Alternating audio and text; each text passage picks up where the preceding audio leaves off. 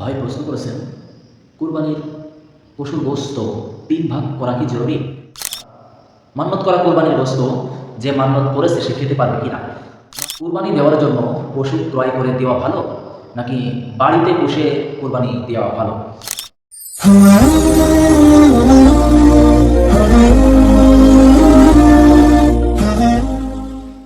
ভাই প্রশ্ন করেছেন, কুরবানির পশুর গোস্ত ৩ ভাগ করা কি জরুরি?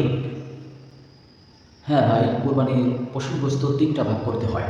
আপনি যে কুরবানি দিয়েছেন, তো এই কুরবানির গোশের কিছুটা ভাগ পায় যারা গরিব আছে, দুঃখী আছে। ৩টা ভাগ করতে হয়, এটা হচ্ছে মুস্তাহাব। কুরবানির গোস্ত ৩টা ভাগ করতে হবে, এটা হচ্ছে ভাগ করাটা হচ্ছে মুস্তাহাব। তা এই ভাগটা যে একেবারে সমানভাবে ওজন করে ভাগ করতে হবে এরকম বিষয় নয়। এই ভাগটা কীরকম, মানে ৩টা স্টেপে আপনাকে এই গোস্তগুলো দান করতে হবে। একটা একটা ভাগ হচ্ছে আপনার নিজের জন্য রেখে দিবেন, একটা ভাগ হচ্ছে আপনার আত্মীয় স্বজনদের ভিতরে দিবেন, আর একটা ভাগ হচ্ছে আপনার গরিব দুঃখীদের মাঝে বিলিয়ে দিবেন। এটা হচ্ছে মুস্তাহাব, রাসূল সাল্লাল্লাহু আলাইহি ওয়াসাল্লাম করতেন। এটা করার জন্য চেষ্টা করতে হবে। আর বাদ বাকি যদি আপনি মনে করেন যে আমি একা খাবো, একা খেলেও কুরবানি হয়ে যাবে। এইটা কুরবানিটা হওয়া না হওয়ার মধ্যে ব্যবধান থাকবে আপনার মনের নিয়াতটা। আপনি কোন উদ্দেশ্যে কুরবানি দিয়েছেন, আল্লাহর জন্য কুরবানি দিচ্ছেন নাকি মানুষ দেখানোর জন্য দিচ্ছেন, সেটা তো আল্লাহ পাক ভালোই জানেন। যদি আল্লাহকে দেখানোর জন্য দিয়ে থাকেন, মানে আল্লাহর জন্য দিয়ে থাকেন, অবশ্যই অবশ্যই আল্লাহ কবুল করবেন।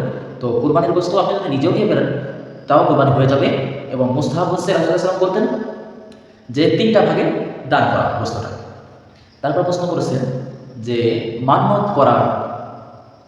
করা কুরবানির গোস্ত যে মান্যত করেছে সে খেতে পারবে কিনা? ভাই, যে মান্যত করে তার জন্য ওই গোস্তটা খাওয়া যায় না, তার পরিবারও কেউ খেতে পারবে না, তার আত্মীয় স্বজন যারা আছে তারাও ওই গোস্তটা খেতে পারবে না। ওই গোস্তটা হচ্ছে শুধুমাত্র এতিম মিসকিন গরিব দুঃখী ওদের জন্য, ওদের মাঝে ওই গোস্তটা বন্টন করে দিতে হবে। কুরবানি দেওয়ার জন্য পশু ক্রয় করে দেওয়া ভালো নাকি বাড়িতে পুষে কুরবানি দেওয়া ভালো? ভাই, এই ক্ষেত্রে আমি বলতে চাবো, মানে বাড়িতে পুষে যদি আপনি কুরবানি দেন তাহলে ওই কুরবানিটা মনে হয় একটু ভালোই হবে। কারণ বাড়িতে যখন আপনি পুষবেন একটা পশু, তাকে আপনি জবাই করতে মন চাবে না, একটু অন্তরটা খারাপ লাগবে জবাই করতে গেলে। এই যে খারাপ লাগাটা, খারাপ লাগলেও কিছু করার নাই, আমার আল্লাহ আমাকে নির্দেশ করেছে, এই জন্য কুরবানি করতেই হবে। এই যে একটা ব্যথা লাগা কাজ করতেছে, তারপরেও আপনি আল্লাহ বলেছে তাই বলছেন, এইটা একটু প্রিয় বেশি আল্লাহর কাছে। কিন্তু ক্রয় করে দিলে, কিনে দিলে যে হবে না সেটা না, কিনে দিলেও হবে। তো বাড়িতে পুষে দেওয়ার আমরা চেষ্টা করবো বেশি।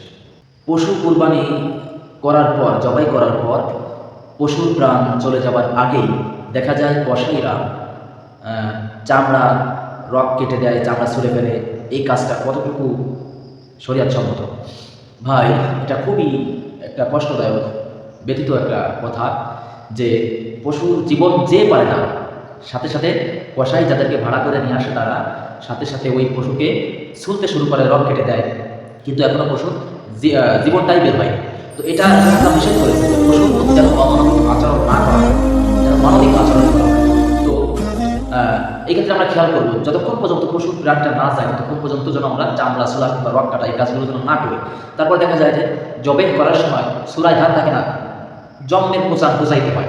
তো রাসূলুল্লাহ সাল্লাল্লাহু আলাইহি ওয়াসাল্লাম বলেছেন যে যারা জবেহ করবে তারা যেন ছুরিটা ভালো করে ধার দিয়ে নেয়।